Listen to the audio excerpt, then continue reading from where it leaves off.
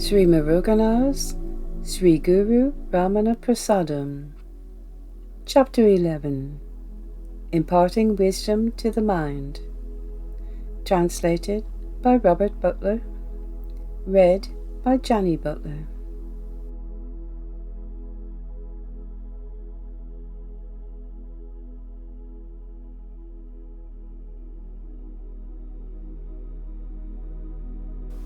Mind. Cultivate the qualities of one-pointed focus and unforgetting self-awareness so that, illuminated by the intense light of devotion to your Guru, you root out the confusion of I and mine, even as it arises, and experience the clarity which comes from the undisturbed peace of jnana.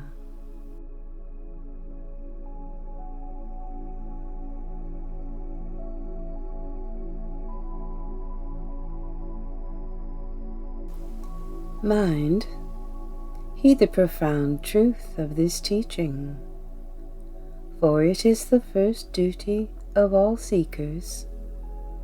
This is meditation, the yoga of union with the Supreme, that disciplines the mind so that all sense of doership is abolished.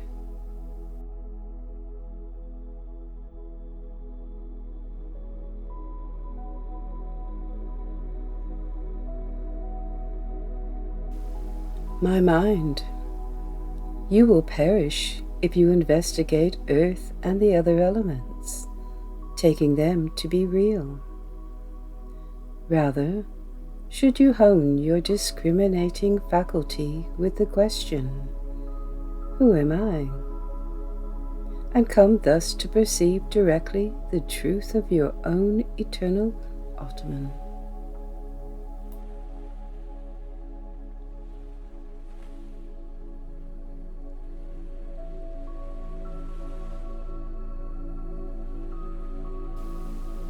To dwell within the heart, making of it a burning ground where the eye sense is consumed in the fire of union with Lord Shiva through profound contemplation, will afford even greater delight than Indra's paradise.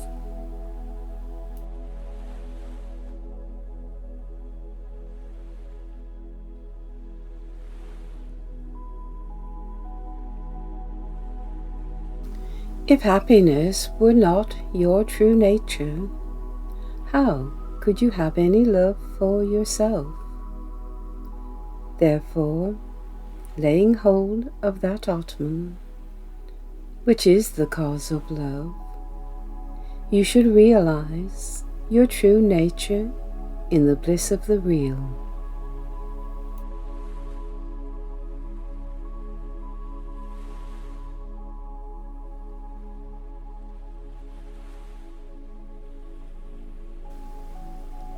Take heed, my mind, and mark the true path.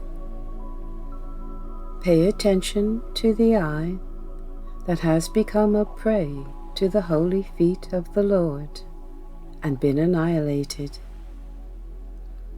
That is the great and noble state, the nature of the Atman, that shines as your true support.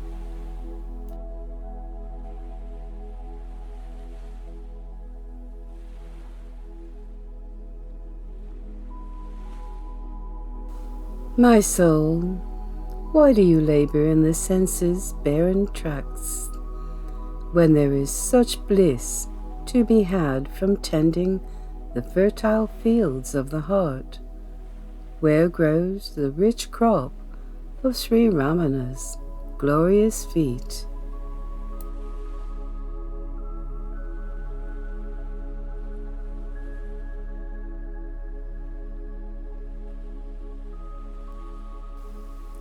When we mistake that which is impermanent for that which is enduring, it only serves to emphasize the disharmony within our hearts.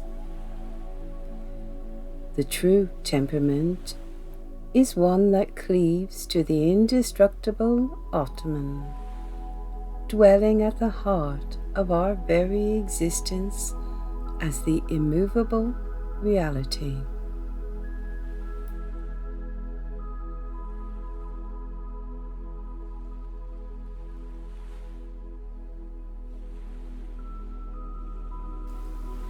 Only those who direct their investigation inward and perceive the light of their own true Atman are in truth Brahmins. All the rest are like men who spend their lives laboring unceasingly in a vain attempt to fill up an insatiable stomach.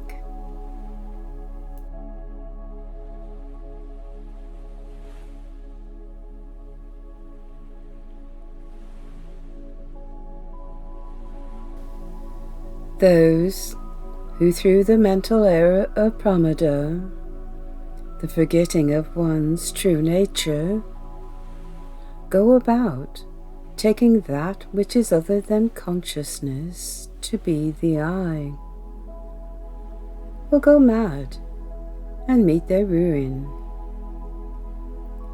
Locked in the prison of birth engendered by their deeds, their existence will be a sad and weary one.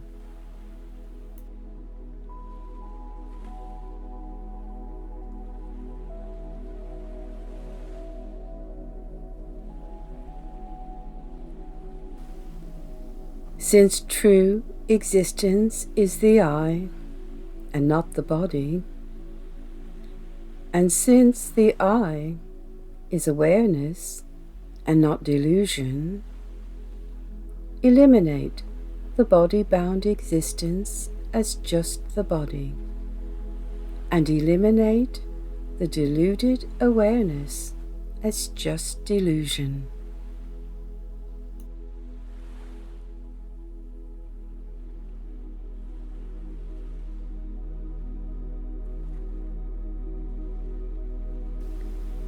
The correct course of action is to cleave to those who, turning their attention away from external things, bear the stamp of true wisdom, thus abiding within the heart and seeking the path of the Absolute through investigation. The exalted state of reality will be gained.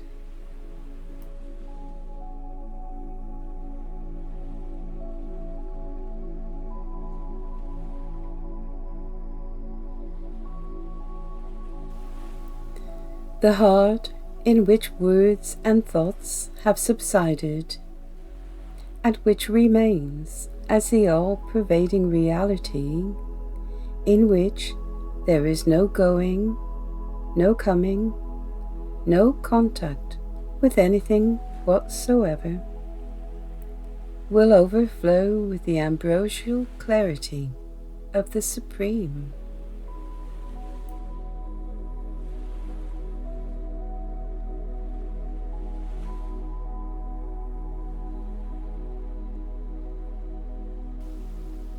Even now, if you entirely eradicate the personal ego based on the multifarious nature of the non-self,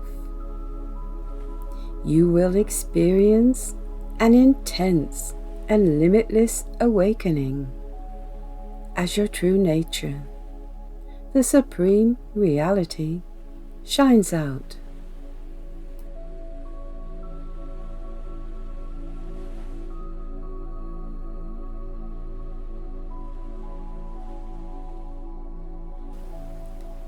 Only when there is a final end to that fallacious mode of perception, which manifests as the ego self through the delusive influence of the perishable body, will a new, harmonious mode of being arise within our hearts, wherein, in mana, divine silence, we experience the effortless state of union with Lord Shiva.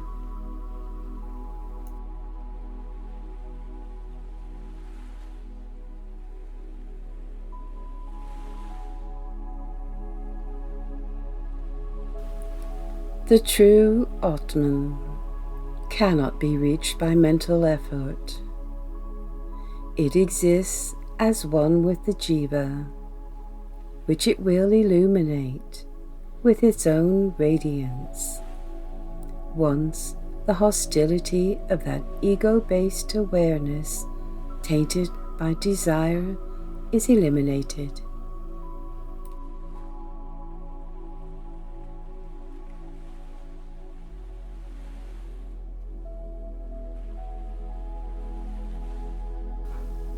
The mind, intoxicated by the delusion of the senses, is swept along in the torrent of painful births. It is only the heart, illuminated by the realization of the abiding truth, that remains merged with the absolute supreme awareness.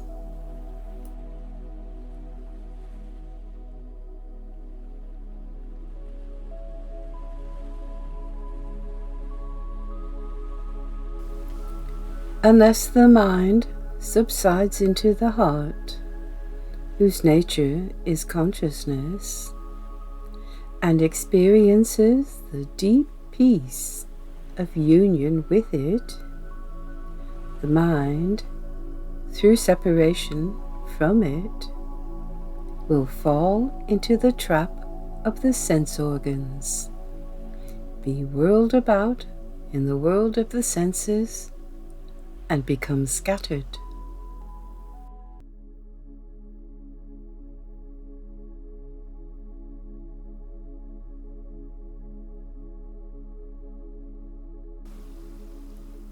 True nobility can be found at the feet of those great ones in whom there is no separation from the all-transcending radiance of their own true Atman, and who, even in the other states of waking, dream, and sleep, remain in the fully awakened state, where realization's light is always present.